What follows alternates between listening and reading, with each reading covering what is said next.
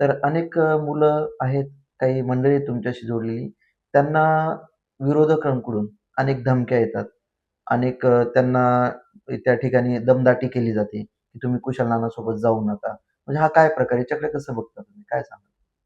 हां, असे प्रकार आता झाले. म्हणजे हे प्रकार ज्यावेळी आमची उमेदवारी जाहीर झाली किंवा ज्यावेळी आम्ही निवडणूक लढवायची ठरवली तिथनं पुढं माझ्या एखाद्या पोरांनी जर समजा आता WhatsAppला सहज आपण स्टेटस ठेवून जातो. स्टेटस ठेवल्याच्या नंतर मग त्याच्या घरी जाणं, त्याला हं, सांगणं, त्यांच्या आई-वडिलांना सांगणं, की पुढं मागात पडेल किंवा जड जाईल. अशा बऱ्याचशा धमक्या दिल्या. पोरांना पहिलं सांगून बघितलं, पोरं ऐकत नव्हती तर मग त्यांच्या आई-वडिलांकडे जाऊन सांगितलं किंवा तुम्ही डोळ्या व्यथाय, अशा गोष्टी. पण मी सगळ्या पोरांना विश्वास दिलेला आहे, की ह्याच्याकडे तुम्ही दुर्लक्ष करा. कुशल नाना, तुम्ही आज उमेदवारी अर्ज दाखल केलाय. पण 15 दिवस महिनाभरापासून आपण प्रचाराची रणधुमाळी करताय.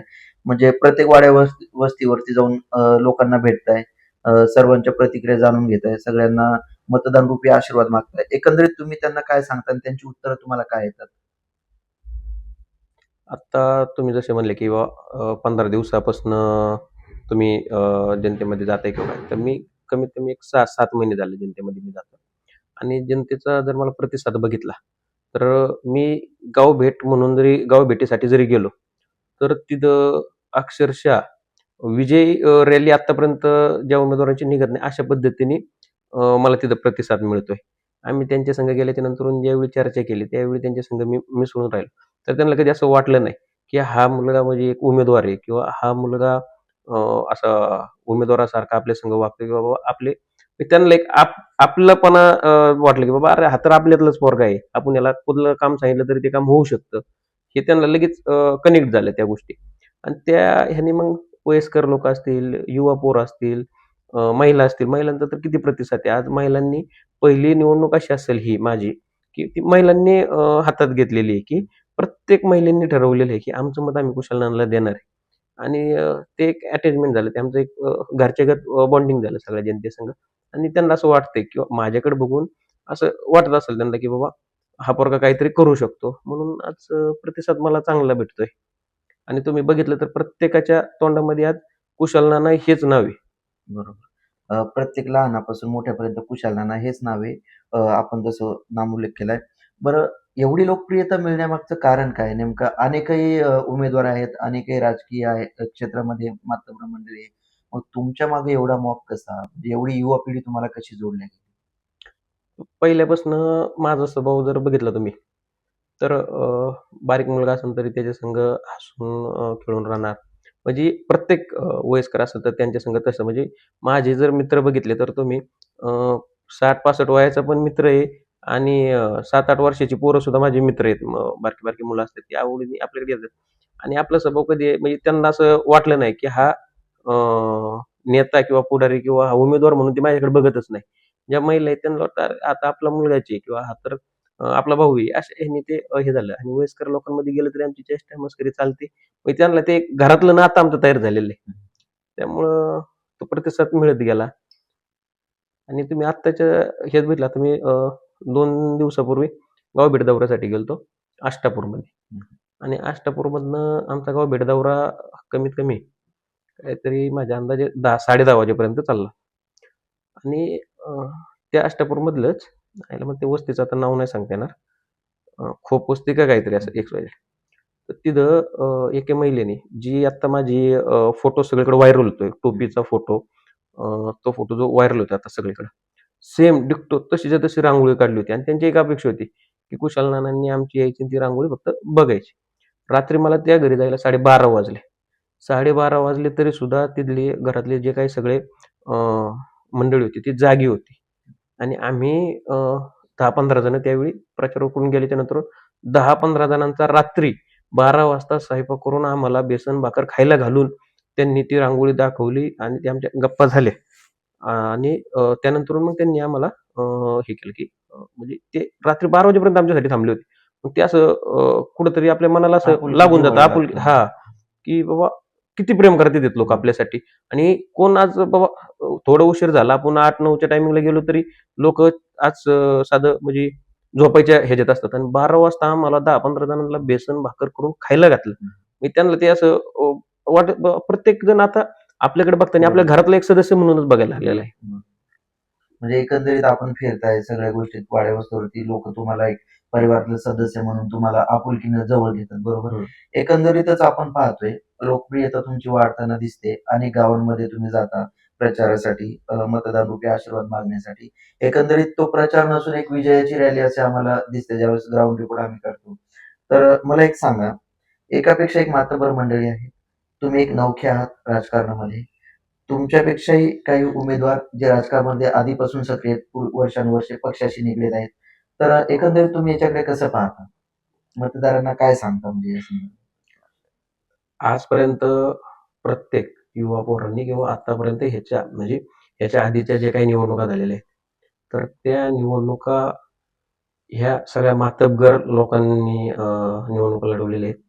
आणि त्याच्यामध्ये जे काही ते आश्वासने देतात, पोरांना सांगतात बाबा आम्ही तुम्हाला कामाला लावू किंवा त्यांना वेगवेगळे कुठे आमिष दाखवले जातात. पण मी ज्यावेळी त्यांच्याकडे गेलो पहिल्यांदा, तर पहिल्यांदा मी सरळ सरळ एक सांगून टाकलं, की मी आजपर्यंत तुमच्या सुखादुःखामध्ये कधी आलेलो नाही. पण इथनं पुढे मला तुमच्या सुखादुःखामध्ये यायची तुम्ही मला संधी द्या.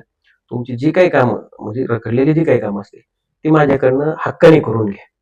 आणि त्यांना तो विश्वास पहिल्यांदा निर्माण करून दिला. त्यांना ते दाखवून दिलं, की एव्हा पोरगा राजकारणामध्ये आल्याच्या नंतर आपल्याला त्याच्या कानाला धरून कामं करून घेता येतील, हा विश्वास त्यांना पहिल्यांदा दिला. बरोबर. आणि दुसरी गोष्ट सांगायचं झालं तर आज आपण नेत्यांकडे गेलो, तर आपल्याला त्यांच्या फोनची वाट बघावी लागते, ओढवडीची उत्तरं मिळतात किंवा तेच म्हणजे पिढ्यानपिढ्या तेच राजकारण आलेले.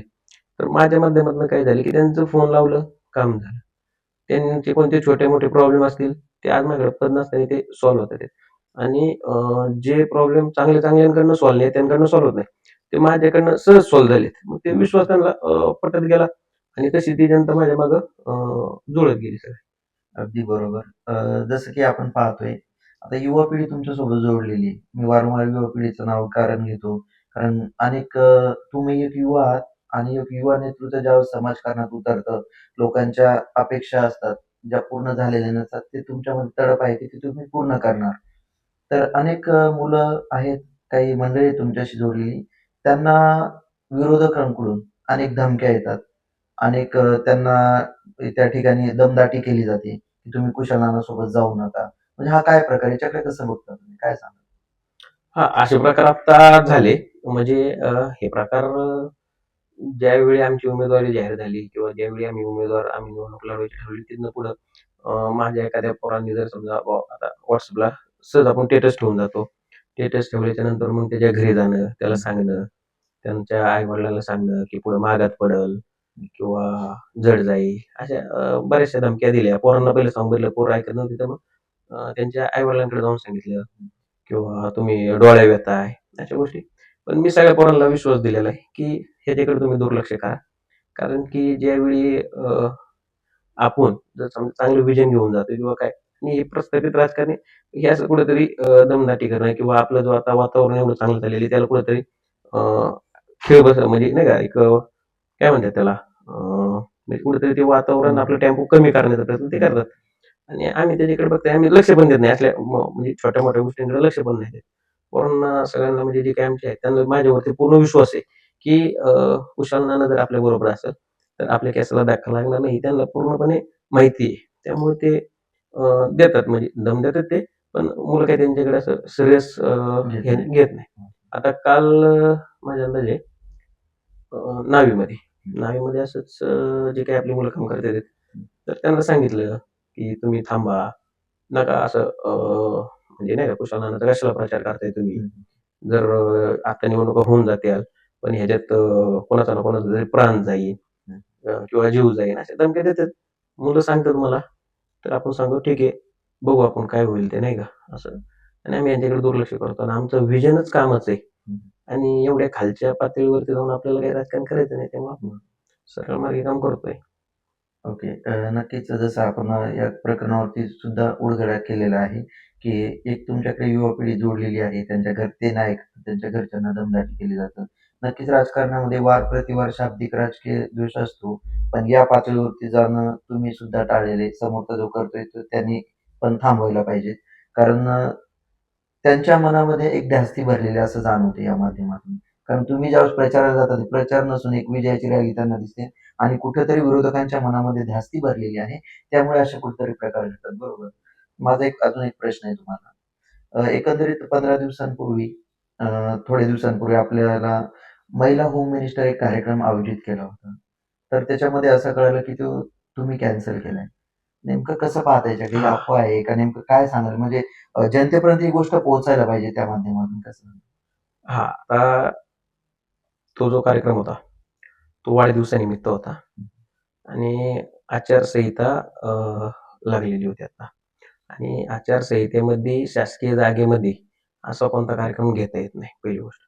दुसरी गोष्ट ते मातब्बर आहेत आणि राजकारणातले त्यांच्याकडं चांगले मोठे पदाचे नेते त्यांच्याकडे आहेत आणि त्यांना ह्या गोष्टी माहिती आहेत, की निवडणूक आयोग ह्याच्यावरती बारीक लक्ष ठेवून असतं आणि वेळेला तिथं त्या ज्या शासकीय जागांमध्ये जर असे कार्यक्रम घेतले, तर समजा तिथं मुख्याध्यापक असतील शाळेचे किंवा त्या व्यवस्थापन जे काही मंडळी असतील, तर त्यांच्या नोकऱ्या धोक्यात असतात. तर ते ह्याच्यावरती आक्षेप घेतात. आता रोडला बॅनर लागले होते. ते ग्रामपंचायतीने सगळ्यांचे काढले. तसं त्यांना काय वाटलं असेल त्यांनी ते केलं. पण आता त्याला कुठेतरी एक डायव्हर्ट करायचं आणि सहानुभूती मिळवायची. कारण की आज आपलं वातावरण आणि आपला प्रचाराचा टेम्पो आणि लोकांमधला जो प्रतिसाद आहे, तो कुठेतरी डायव्हर्ट करायचा. आतापर्यंत त्यांनी खूप प्रयत्न केले, पण तो झाला नाही. तर मग ह्या माध्यमातून कसा तो डायव्हर्ट करता येईल, त्याच्यासाठी त्यांनी तो प्रयत्न केला. पण त्यांनी ज्यावेळी तो प्रयत्न करत होते, ते ज्यावेळी आमच्या मुलांना सांगायचे फोन करून, की तुमच्या कुशाल नानांनी असं. तर आमचे जे काही मित्रमंडळी होते त्यांनी सरळ सांगितलं, की कुशाल नानाला आम्ही गेले कित्येक वर्ष ओळखतो आणि तो एवढ्या म्हणजे ह्या पातळीवरती जाणारा कुशाल नाना आमचा नाही आणि तो तुम्ही जर समजा तसं काही तुमच्याकडे असेल तर ते प्रूफ तुम्ही द्या. तर त्यांनी ते सांगितल्याच्या नंतर पण माझ्यापर्यंत तो विषय आलता. तर मी मुलांना सांगितलं, ठीक आहे, ते आता प्रचार डायव्हर्ट करायचा प्रयत्न करतील किंवा आपला टेम्पो कमी करायचा प्रयत्न करतील. तुम्ही त्याच्याकडे लक्ष देऊ नका आणि त्याला काही महत्त्व पण देऊ नका. कारण की आपले विचार जे आहेत हे आपल्याला लोकांपर्यंत पोहोचवायचे आहेत. जनतेपर्यंत आपले विचार पोहोचवायचे आहेत. आणि आपल्याला म्हणजे एवढे आता माझं स्वभाव तर असं आहे, की समोरच्याच नाव कमी करण्यापेक्षा आपलं नाव कसं वाढेल किंवा आपला प्रचार आपल्याला कसा जोरात करता येईल ह्याच्याकडे आपण लक्ष देतो. त्यामुळे माझ्याकडे आता तुम्ही बघत असाल घोडा रेसमध्ये पळतो तर त्याला ते दोन्ही डोळ्याला हे लावलेलं असतं बाजूने, की तो का तर सरळ गेला पाहिजे. त्याला बाजूचं दिसत नाही. तसं आता माझ्या पण यंत्रणेमध्ये आहे. या निवडणुकीच्या काळामध्ये मी सुद्धा आता काय करतोय, की मला बाजूला कोण आहे, काय चाललंय हे दिसत नाही. मला फक्त सरळ प्रचार दिसतोय. माझी जनता दिसते, त्यांचे अडलेले एवढ्या वर्षाची जी कामं असतील, ती कामं दिसतात आहेत. तर मी त्या कामांकडे बघत चालतो. ह्या अशा गोष्टींकडे मी लक्ष देत नाही आणि ते दुर्लक्ष करतो आणि त्यांनी त्याचा प्रचार करायचा प्रयत्न केला, पण त्यांना काही ते प्रतिसाद भेटला नाही. तर त्यांनी ते थांबवून घेतलं. ओके. नक्कीच आता तुम्ही किंवा तुमचा जनसंपर्क दांडगा आहे. एकंदरीत सगळ्यांना उत्सुकता लागली की कुशाल नाना सातव हे कुठल्या पक्षाशी जोडले गेलेत का? तर त्याबद्दल तुम्ही काय सांगाल? म्हणजे तुम्हाला कुठल्या पक्षातून ऑफर आली का? किंवा तुम्हाला असं वाटतं का कुठल्या पक्षात जावं की हा पक्षच लढावं कायमस्वरूपी? आज उमेदवारी अर्ज भरलेला आहे. तर उमेदवारी अर्ज भरत असताना आपण अजून कोणत्या पक्षाकडं मागणी केलेली नाहीये ए-बी फॉर्मची आणि माझ्या संग बऱ्याचशा म्हणजे नाही का पक्षांकडून विचारपूस झालेली आहे, पण त्याचा निर्णय अजून आपण घेतलेला नाहीये. कारण की हा निर्णय घेत असताना सगळ्यांचा विचार करून, जनतेचा विचार करून हा निर्णय घ्यावा लागतो. तर त्याच्यावरती आज आम्ही संध्याकाळी बसून निर्णय घेणार आहे आणि तो निर्णय उद्या जनतेपाशी येईल. अजून तरी काही त्याची आपण हे केलेलं नाही. ओके. म्हणजे अजून ठाम भूमिका तुमची उद्या समजेल. हा उद्या समजेल. ओके. नक्कीच आता तुम्ही फॉर्म भरलाय. ठीक आहे, तुमची भूमिका काय असेल उद्या नंतर कळेल. ठीक आहे. पण तुम्ही उमेदवारी अर्ज भरलाय, तर तो मागे घेणार नाही आणि ठामपणे तुम्ही रिंगणामध्ये उतरलेले आहात निवडणुकीच्या. तर जिल्हा परिषद तुम्ही लढवताय, बरोबर? हं. तर आता एकंदरीत सर्व आपल्या जिल्हा परिषद गणामधील वाडी बोलायकेशन जेवढे गाव येतात 7 गाव यामध्ये, सर्व वाड्या वस्त्यावरती जेवढे मतदार आहेत, माता भगिनी आहेत, लहानपणापासून जे अ, संविधानिक जे मतदान करू शकतील, अशा सर्वांना तुम्ही काय आव्हान कराल? शेवटचं म्हणजे त्यांना काय सांगाल? आता मी त्यांना सांगत आलेलो आहे, की आजपर्यंत आपण खुनशीचं राजकारण बघितलं, हं. गटातटाचं राजकारण बघितलं किंवा अ, एकमेकाचे मतभेद असतात ते राजकारण बघितलं हम्म. तर ते कुठंतरी थांबलं पाहिजे किंवा त्याच्याकडे जर समजा बाबा एखाद्याची चूक असेल किंवा एखाद्याची चूक नसताना पण जर त्यांच्यात मतभेद झाले असेल तर कुठंतरी 2 पावलं दोघांनी पण मागे येऊन समंजसपणाची भूमिका घेऊन आपल्याला पुढच्या पिढीला काय नव्या पद्धतीने देता येईल तर त्याच्यावरती आपण विचार करू. कारण की 2 पावलं मागे आल्याने काही आपण बारीक होत नाही किंवा काय ह्यातनं उलट वाद मिटतात आणि आपले जे जनतेचे प्रश्न असतील किंवा जे काही आपले प्रलंबित प्रश्न असतील तर ते मार्गी लागतात. त्यामुळे त्यांच्या संग आता लहान मुलं असतील, आता लहान मुलाचा तुम्ही आता विषय काढला. लहान मुलाचं सांगायचं झालं तर आजची निवडणूक आता मी प्रचार करताना बघितलं. अ, तर तिथं त्या घरात गेल्याच्या नंतरून त्यांच्या संग म्हणजे ते जे काही मतदारांसंग मी गाठीभेटी घेतो. तर त्यातले मला ते एक जण काय म्हणले, की "बाबा तुझ्या नावाचा नक्की काय तू करून ठेवले मला माहीत नाही आणि आमची जर इच्छा झाली, की दुसऱ्याला मतदान करायचं तरी आम्ही करू शकत नाही." मी म्हणलो, "बाबा असं का? का म्हणजे तुम्हाला का?" म्हणलं, "आमचं पोरगं बारकं आहे आता काहीतरी 4थीला का 3रीला जातं बोल." हां आणि आम्हाला त्यांनी सांगितलेलं आहे, की काही झालं तर ह्यावेळी कुशलनाला तुम्हाला मतदान करायचंय. तर मी म्हणलं, "कसं काय?" नाही म्हणले, की आज बारकी-बारकी मुलं सुद्धा कुशलनाना लाच म्हणजे निवडून आणण्यासाठी किंवा म्हणजे त्यांना असं वाटतं, की बाबा आम्ही पण त्या प्रक्रियेत सामील आहे. एवढं सांगतात, की म्हणजे आज त्या मुलाचा हट्ट पुरवण्यासाठी त्यांचे आई-वडील मतदान करणार आहेत. इथपर्यंत हे झालेले. बारीक मुलं माझ्या स्केच काढतात. मला व्हिडिओ करून सांगतात, की "नाना आम्ही स्केच काढलेला आहे." किंवा मला भेटून ते स्केच देतात. प्रचाराला गेले, की त्यांना माहिती असतं, की बाबा कुशलनाना आमच्याकडे येणार मग स्केच देणार. वाड्या-बोलामध्ये फिरत होतो. एका बाजूने चालू केलं फिरायला. असं गावभेळ दारोला तिळगुळ संक्रांतीच्या ह्याला तिळगुळ वाटत होतो. तिळगुळ वाटत असताना मला एका घरी जायला उशीर झाला होता. 9:30 वाजले असतील. मग तिथं त्यांची त्या मुलाची आई होती. मी तिचा आशीर्वाद घेतला, पाया पडलो आणि निघालो. तेवढ्यात ती आई म्हणली, की "बाबा नाना 2 मिनिटं थांबा." थांबलो. म्हणलं, "काय?" म्हणले, "हा आमचा मुलगा आजपर्यंत कधीच घरात एका जागेवर बसत नाही. पण त्यांनी तुम्हाला फिरताना बघितलं कुठं, तर त्याला कळलं की कुशलनाना आज आमच्या पण घरी येणार आहे. तर तो 2 तास माझी वाट बघत त्या घरात बसला होता. मोबाईल न बघता आता नाना येतील मग येईल मग ते सगळं त्यांनी त्यांनी स्वतःहून त्याची आई म्हणली रूम बिम त्यांनी सगळी स्वतःहून साफ-बीफ करून ठेवली होती, की आज कुशलनाना येणार आहे. तर ते मला एवढं बरं वाटलं ते बघून, की काय प्रतिसाद मिळतोय आपल्याला आणि ती आज जबाबदारी माझ्यावरती वाढते. म्हणजे बारक्या मुलांपासून ते वयस्कर माणसांपर्यंत, महिलांमध्ये पण चांगला प्रतिसाद आहे. बरोबर एकंदरीतच आपण पाहतोय. लहानांपासून ज्येष्ठांपर्यंत तुम्हाला एक उत्स्फूर्त असा प्रतिसाद बघायला मिळतो. आम्ही एकंदरीत फिरतो तर त्यामध्ये असा प्रतिसाद आतापर्यंत कुठल्या युवा नेतृत्वाला मिळाला नाहीये. अनेकांचे प्रश्न असतात, अनेकांच्या अपेक्षा असतात, की एक तुम्ही युवा आहात, तुम्हाला मतदान केल्यानंतर त्यांच्या अपेक्षा पूर्ण व्हायला हव्यात, बरोबर? अनेक आपल्या गणामध्ये कामं असतात, जे रखडलेली असतात, अनेक समस्या असतात, त्याचं निराकरण झालं पाहिजे. तुमचा जनसंपर्क निवडून आल्यानंतर 5ही वर्ष कंटिन्यू चालू असलं पाहिजे. बरोबर. तर नक्कीच तुम्ही निवडून आल्यानंतर ह्या गोष्टी पूर्ण होणार का जनतेच्या? हां, तर पंचायत समितीच्या माध्यमातून जर बघितलं तर महिला वर्गांसाठी किंवा शेतकरी वर्गासाठी अ, भरपूर योजना आहेत आणि भरपूर म्हणजे छोट्या-छोट्या आहेत. पण त्या आपण शेतकऱ्यांपर्यंत पोहोचवू शकतो. आणि सरकार हे द्यायला बसलेले आहे ना, योजना कशासाठी केलेल्या आहेत? त्या कुणासाठी केलेल्या आहेत? गोरगरिबांसाठीच आहेत ना योजना. आणि ते सरकार देतं ना, पण त्यांचा पाठपुरावा करायला कुठेतरी आपण कमी पडतो. म्हणजे ती शेतकऱ्यांची पण चुकी नाही किंवा ती महिलांची पण चुकी नाही. कारण की ते त्यांच्या दिवसभराच्या शेड्यूलमध्ये गुंतलेले असतात. सकाळी उठण्यापासून जनावरांचं खाणं करणं, पाणी लाईट लिमिटेड आहे. त्यामुळे ते पाणी धरणं किंवा औषध फवारणी ह्या बऱ्याचशा गोष्टी. आणि मग ह्या गोष्टीकडे जर समजा ते करत असतात, तर त्यांना ती कागदाची पूर्तता करायला आणि पंचायत समितीमध्ये जायचं, ते सबमिट करायचं किंवा ते परत ह्या प्रक्रियेकडे त्याला टाईम भेटत नाही. कारण की टाईम लागतो. पूर्तता जरी केली तरी त्याचा पाठपुरावा करावा लागतो. त्याच्यासाठी टाईम भेटत नाही. आणि त्यामुळे मग आपण शेतकरी वर्ग असा आहे की बाबा त्या दृष्टिकोनात जात नाही. आणि जे काही तालुक्याच्या ठिकाणी अ, ठराविक वर्ग जो असतो तो जातो, तर त्यांची ती कामं मार्गी लागतात. असा बराचसा वर्ग आहे आपला. महिलांचा असं की दिवसभराची कामं असतात. सकाळी उठल्यापासून स्वयंपाक आहे, मुलांना शाळेत सोडवणं, परत मुलांचं खाणं, शाळेतनं आल्याच्या नंतर स्वयंपाक म्हणजे ह्या धुणं भांडी ह्या सगळ्या गोष्टी ते करत असतात.